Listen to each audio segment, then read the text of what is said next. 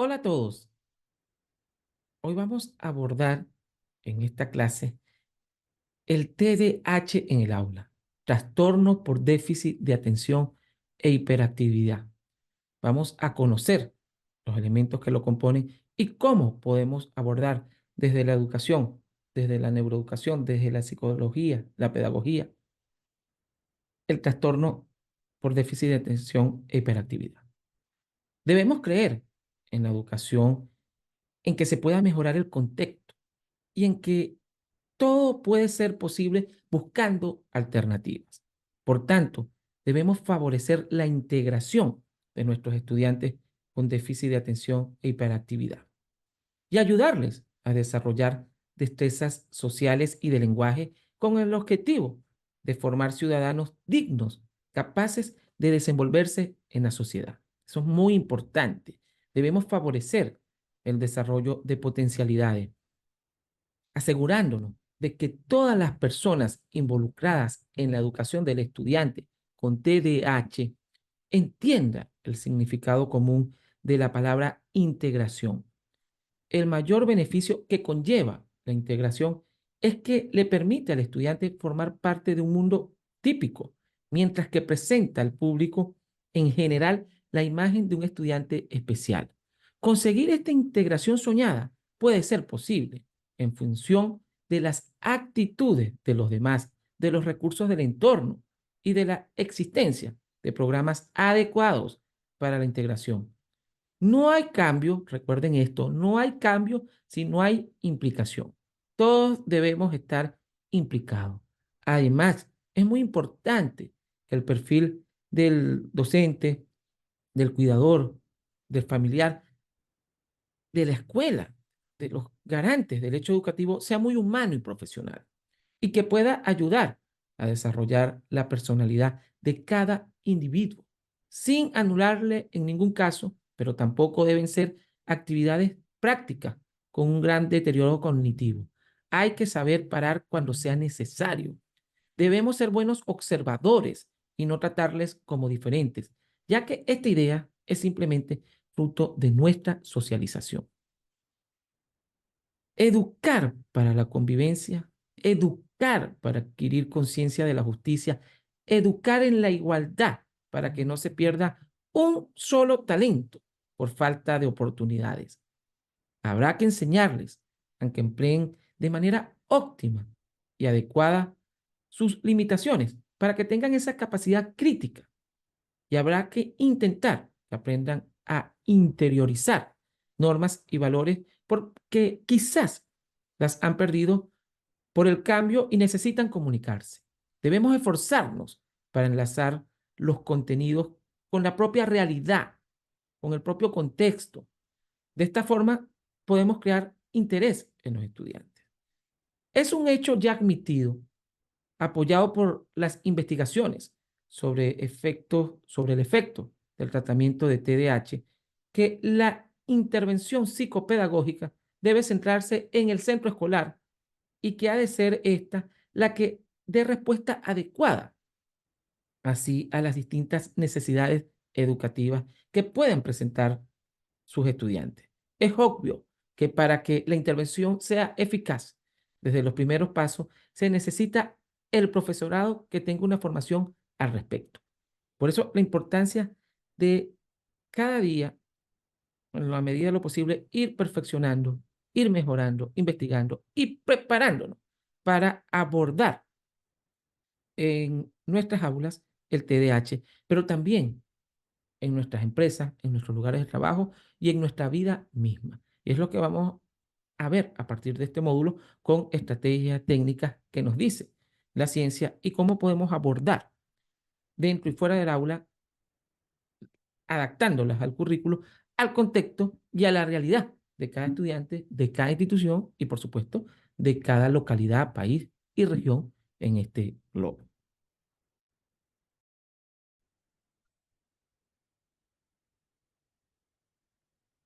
Causas del TDAH. ¿Qué causa el TDAH? Difícilmente el trastorno sea el resultado de algo simple y probablemente varias causas confluyan en conseguir que una muy pequeña parte del cerebro de estos niños sea diferente.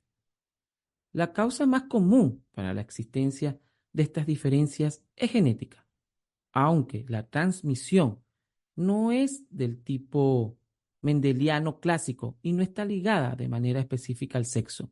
Si uno o ambos padres tienen TDAH, no es obligatorio que el hijo lo padezca, pero sí existe una mayor probabilidad. Siguiendo una línea de género, por ejemplo, si la madre tiene TDAH, no es condición obligatoria que la transmisión sea a su hija. La cuestión es que tiene probabilidad de transmitírselo a sus hijos independientemente del sexo de ellos. Inversamente, si el niño tiene TDAH, no es obligatorio que los padres lo tengan, aunque las probabilidades son altas y mucho más altas si indagamos entre tíos y abuelos. ¿Qué causa el TDAH? La idea central es que la mayoría de las veces los niños a los que los profesionales caracterizan bajo los términos que los consensos científicos establecen para el TDAH han nacido o adquirido una constitución biológica diferente. Por ello, se puede afirmar taxativamente que no se origina el TDAH en conflictos neuróticos. No se origina el TDAH en los problemas familiares o conyugales.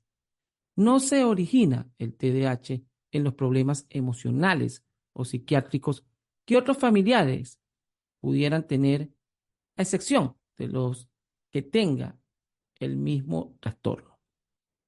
No se origina en una crianza parental inadecuada. No se origina en la participación inapropiada del medio social o educacional. No se debe al consumo excesivo de azúcares, aditivos o colorantes artificiales. No se debe a procesos alérgicos.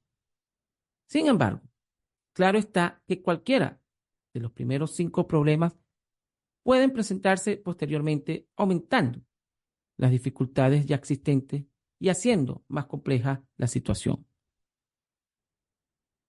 Los 2 últimos, a pesar de recibir cierta publicidad y difusión, no han hallado respaldo científico a la fecha. ¿Qué mejora y empeora el TDAH?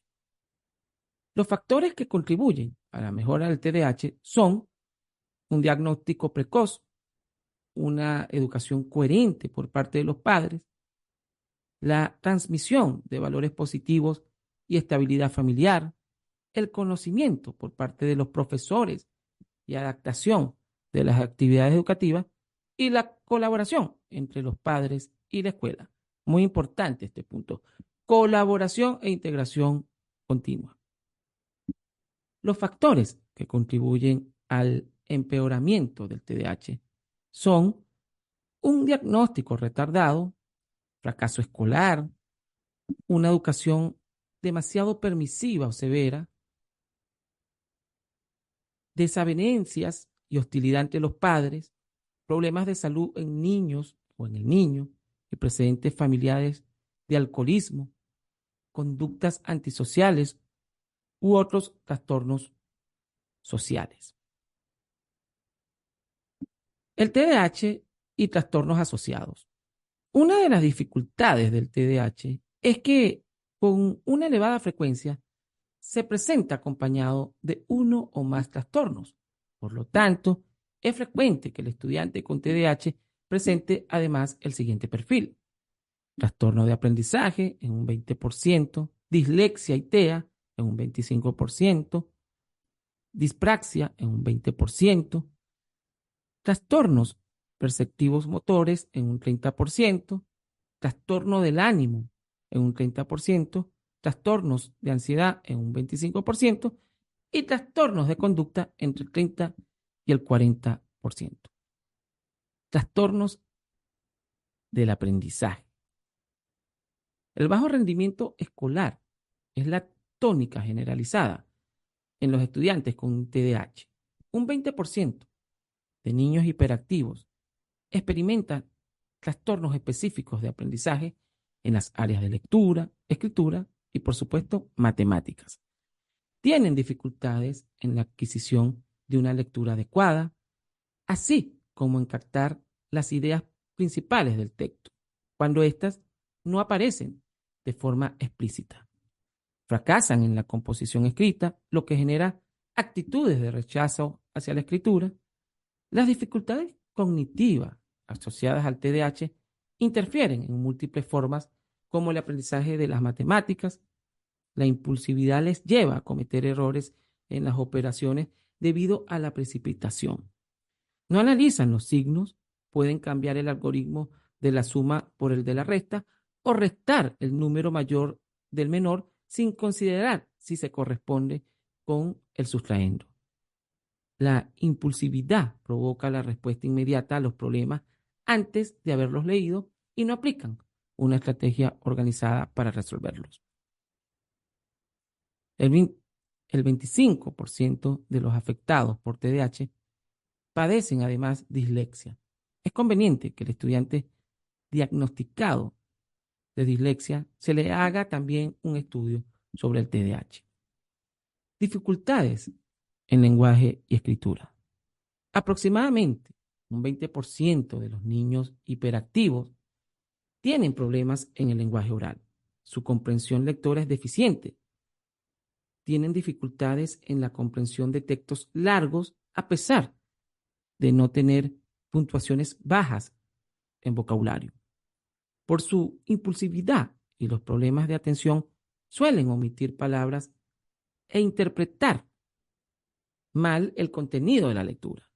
De esta manera, en la comprensión de las instrucciones escritas, el niño realiza la tarea en función de la información que ha logrado retener, considerando solo algunas variables en la ejecución de las tareas. La comprensión de un texto implica construir el significado e integrarlo en los conocimientos previos que tenemos. En los niños con TDAH, la dificultad aparece ante tareas de evaluación con altas demandas de autorregulación o que tratan de analizar la representación de un texto. Suelen presentar una comprensión pobre en oraciones de notable complejidad sintáctica, captan un número menor de ideas, no se ajustan a la estructura interna del texto y su organización es un poco pobre. Trastornos del habla. El TDAH puede expresar también, o puede expresarse también, mejor dicho, con dispraxia o torpeza motora del habla, que consiste en un déficit en la expresión de las palabras por una lengua poco coordinada. Existe escasa agilidad y velocidad en los movimientos linguales, lo que conduce a la imposibilidad para repetir el mismo movimiento de la misma forma y en un lenguaje peculiar.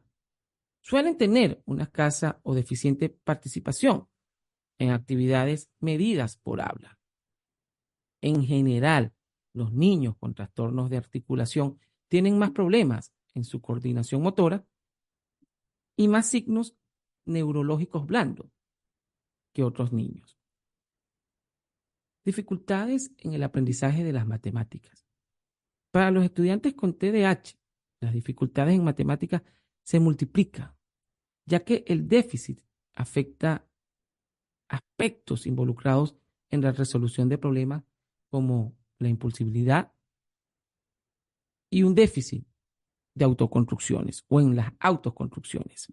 El rendimiento en matemática es significativamente inferior al esperado a su edad y por debajo de su nivel de funcionamiento intelectual. Problemas perceptivos motores. Más de un 30% de pacientes, de personas diagnosticadas con TDAH, presentan frecuentemente movimientos rígidos y problemas en la coordinación motora. Estos problemas de coordinación afectan el trazado de las letras, dando lugar a escritura irregular, tachones, soldaduras, interlineados y márgenes ondulantes. En algunos casos Quiero decir, es fácil observar cuando están escribiendo que sacan la lengua y mueven los labios. También es significativo el número de niños con TDAH que tienen caídas y tropezones frecuentemente, esto como consecuencia de sus deficiencias en la motricidad gruesa. Trastornos del estado de ánimo, depresión, ansiedad, afecto. El porcentaje de niños con TDAH y que los niños con TDAH aparezcan sentimientos depresivos se sitúa alrededor del 30%. Los problemas académicos y sociales que experimentan los niños con TDAH pueden provocar síntomas de indefensión, es decir, excesiva preocupación por los acontecimientos específicos, ansiedad de separación, fobia social, que van a incidir de forma negativa en la percepción de la competencia personal. Los niños parten de unas creencias irracionales. Ser listo es bueno, ser tonto es malo. Los listos son capaces de resolver cualquier problema.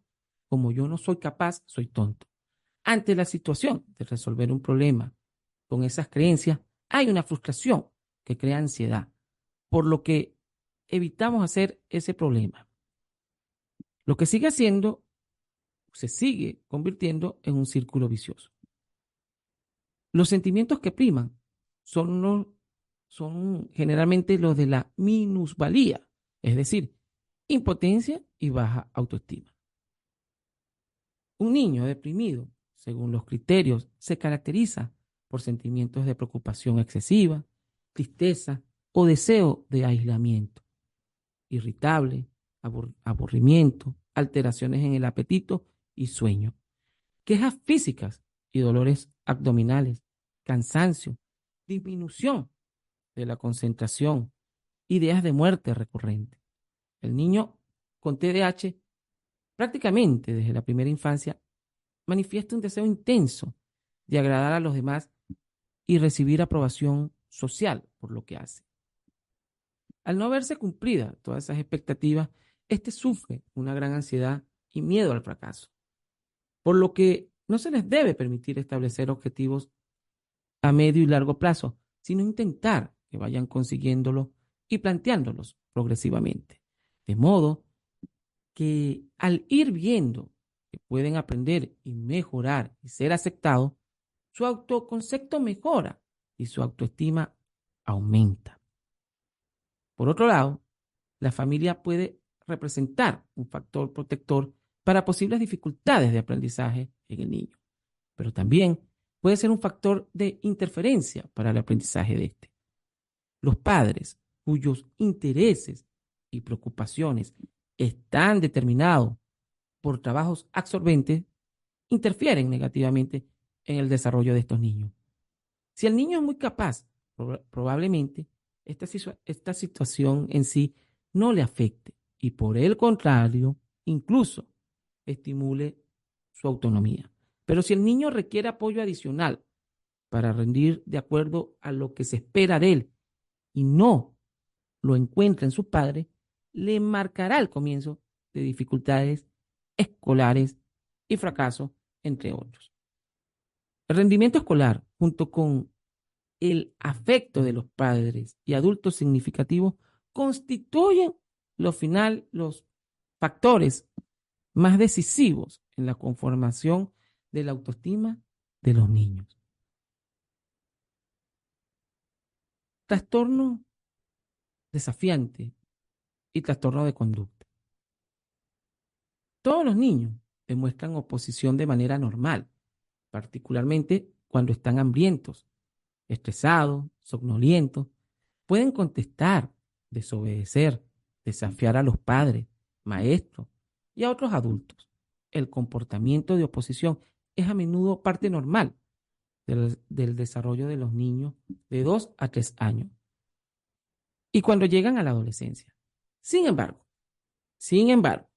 el comportamiento de falta de cooperación, hostilidad y enfrentamiento con los adultos y todas aquellas personas que representan autoridad se convierte en un asunto serio cuando es frecuente y constante, tanto que sobresale al ser comparado con otros niños de la misma edad, del mismo nivel de desarrollo, así como cuando afecta la vida social, familiar y académica del chico. Es entonces cuando hay que comenzar a pensar en un posible trastorno de conducta oposicionista, desafiante. Discuten continuamente con los adultos, desafían las reglas de los adultos, se niegan a hacer sus quehaceres, son provocadores, siempre intentan molestar de manera deliberada a las personas que les rodean, culpan y reprochan a los demás de sus errores, suelen ser enojones, irritables, resentidos y vengativos, utilizan malas palabras, suelen utilizar palabras hirientes con la intención de lastimar, con frecuencia tienen problemas académicos, incluyen en la mentira e incumplidos y crean crisis de rabietas. Este trastorno afecta aproximadamente el 40% de los pacientes con TDAH. Son niños que ya desde su etapa preescolar pueden presentar comportamientos negativistas, hostiles y desafiantes durante periodos superiores a 6 meses. También son fácilmente molestados por su grupo social que les pueden acabar rechazando, pudiendo ser también fácilmente responsables de actos de bullying, es decir, actos de intimidación física o verbal.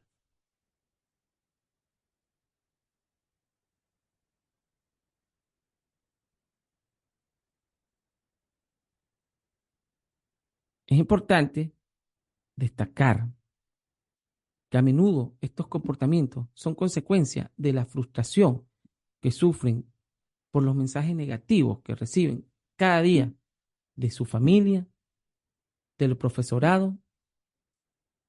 Ante los conflictos sociales, muestran una actitud e intensidad emocional inusitada. Focalizan sus esfuerzos en los aspectos difíciles del conflicto en lugar de en la búsqueda de posibles vías de tranquilizarles a sí mismos. Por eso es importante conocer estos tipos de trastornos, todo lo que conlleva a él, como la baja competencia social, las conductas agresivas, el trastorno disocial, eh, entre otras actividades que conllevan a poner en práctica esa integración de diversos elementos que caracterizan al TDAH. Es importante que como profesores, como guías, como educadores, como mediadores de este proceso de, de buscar las estrategias y la técnica con los profesionales correspondientes, que tengamos en cuenta todo lo que conlleva y lo que puede integrar el estudiante, el adulto, la persona con TDAH, pero que tenemos las herramientas, tenemos las estrategias y las técnicas que con los profesionales, como he venido diciendo, conjuntamente, trabajando de manera mancomunada, podemos potenciar a ese estudiante y a esa persona en su día a día y, por supuesto, para formar una verdadera educación de calidad y significativa.